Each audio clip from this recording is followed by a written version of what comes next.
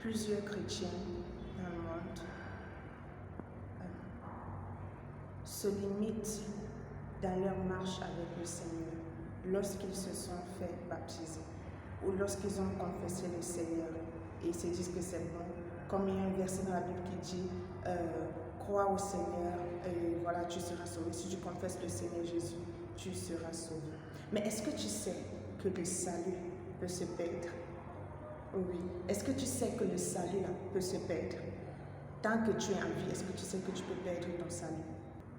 Alors, ici c'est quoi? C'est ne t'arrête pas. Lorsque tu as confessé Jésus, lorsque tu as donné ta vie au Seigneur, lorsqu'il t'a rencontré, ne t'arrête pas là.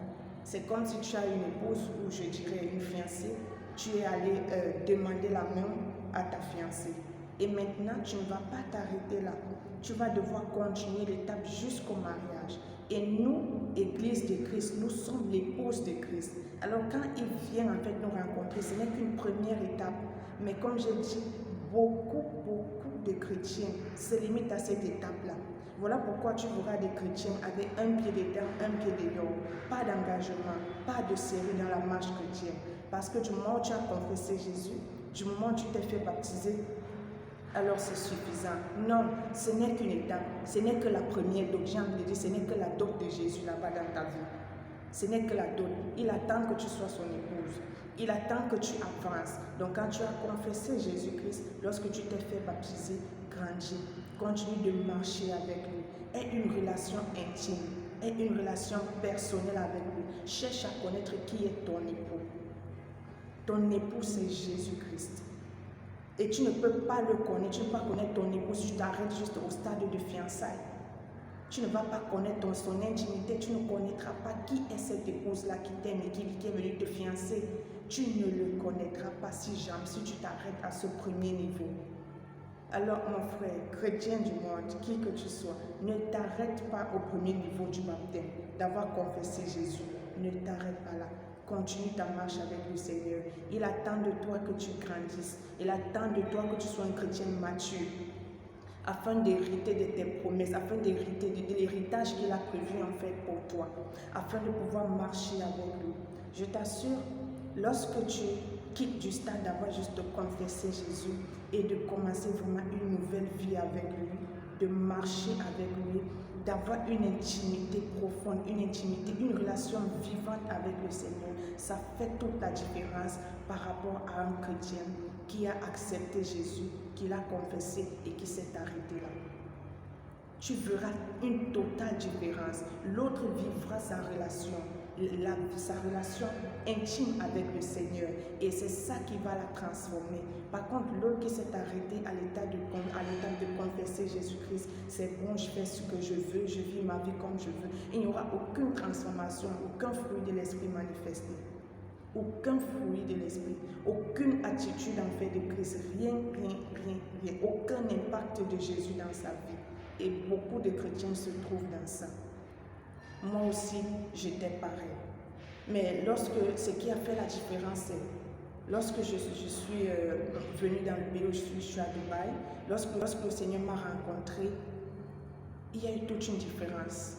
Au fait, j'ai commencé à voir la faim et la soif de la parole de Dieu. Vous savez, à l'époque, je n'avais pas, j'étais vraiment fermée, hein. Je n'avais pas la connaissance des églises en ligne. Je n'avais pas cette connaissance-là.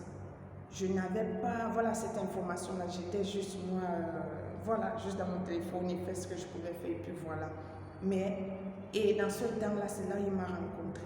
Une relation personnelle. J'avais la faim de lui, la soif de lui. Je passais des heures dans la présence de Dieu. Je passais des heures, pas à chercher un mariage, pas à chercher le mariage, pas à chercher un homme, pas à chercher le travail, pas à chercher quoi que ce soit. Je soupirais juste après Christ. Je soupirais, je disais, Seigneur, si tu ne me rencontres pas, je meurs. Je préfère mourir. Je me sentais misérable. Je voulais juste Jésus. Et rien que Jésus, et encore Jésus. Mon âme soupirait avec Christ. J'étais capable de faire tout en fait. J'étais capable, je me souviens à l'époque, j'étais tellement amoureuse de Jésus. J'ai péri après lui. 4 heures, 3 heures, 2 heures du matin, je suis debout à chercher le Seigneur, à passer des moments de qualité avec lui, à lui dire Seigneur, je t'aime, Seigneur, je te désire, Seigneur, je te veux. Pas le désir comme tu désires, non, non, non. Un désir pur, un désir vrai, où ton cœur ne soupire qu'après Dieu, où tu pleures. Les gens te voient pleurer, ils se disent que tu pleures parce que tu as un problème, mais tu pleures parfois parce que ce sont des larmes de... Tu vois ta misère spirituelle, tu vois ta misère et tu te mets à pleurer, tu dis Seigneur, pardonne-moi. Parfois ce sont des larmes de joie parce que la présence de Dieu te remplit tellement. Parfois ce sont des larmes de... Tu vois des âmes en fait mourir en fait. Ils sont en train de mourir et tu dis je dois faire quelque chose. Bref, ça dépend de comment le Seigneur te conduit. Tu vois? Et c'est ça, plus tu vas dans l'intimité avec le Seigneur, plus il te transforme, plus ton intelligence se renouvelle, plus tu médites la parole de Dieu, plus tes yeux s'ouvrent. À l'époque, vous savez, je sortais voilà, à la base j'étais baptiste, et je ne connaissais pas en fait le Saint-Esprit. C'est là où j'ai été baptisée, voilà, baptiste.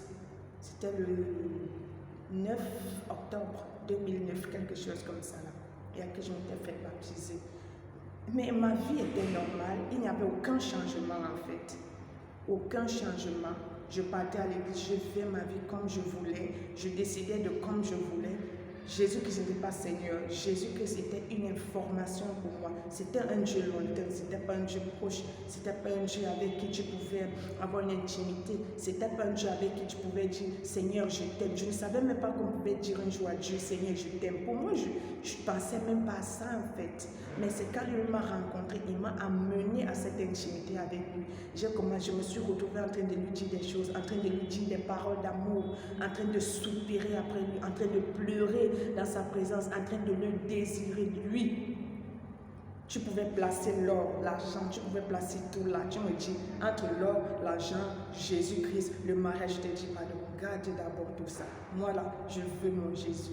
Je veux d'abord Jésus. Ce n'était pas un pasteur qui m'avait prêché par rapport à Jésus. Non, non, non, non, non. Personne, je vous assure. Personne. Cette femme, cette soif est venue comme... Il a juste mis cela dans mon cœur. Je ne sais pas, je n'ai pas vu un âge, mais c'était un désir qui me dévorait en fait. Et je me suis retrouvée dans le bain, comme on dit en fait. Je me suis retrouvée baignée de la gloire de Dieu. Je me suis retrouvée... Je ne sais pas comment je peux vous expliquer ça. Je ne sais pas comment je peux vous expliquer ma nouvelle naissance. C'est là où beaucoup de choses ont commencé à shifter en fait, voilà, à changer en fait dans ma vie.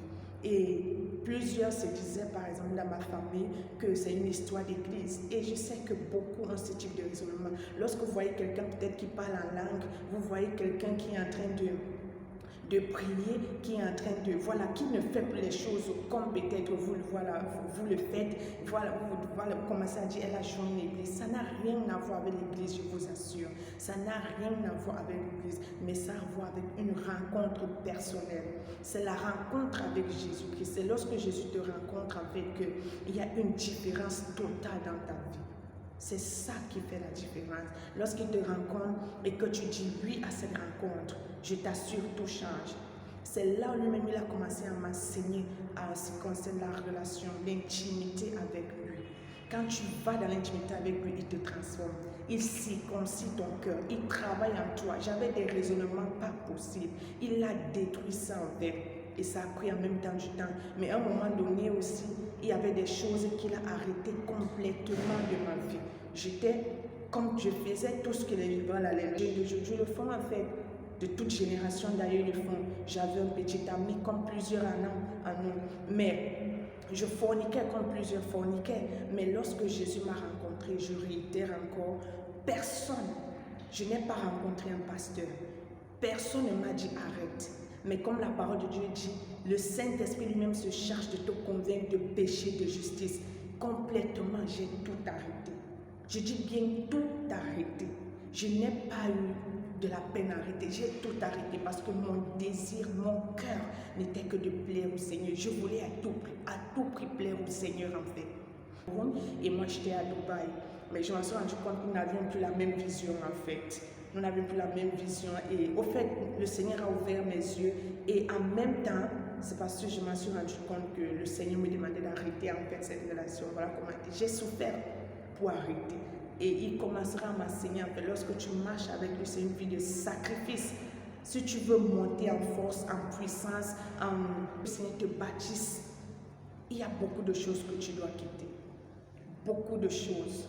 Mais je t'assure, je n'ai pas regretté. Ça m'a fait mal parce que oui, bien sûr, je l'aimais, je l'aimais bien, mais j'ai préféré mon Jésus. J'ai préféré Jésus que la relation. J'ai dû sacrifier la relation. Ça n'a pas été facile, mais j'ai dû sacrifier pour gagner Jésus. Pour gagner Jésus. Je vous assure, lorsque tu marches avec Jésus, ta vie en sûreté.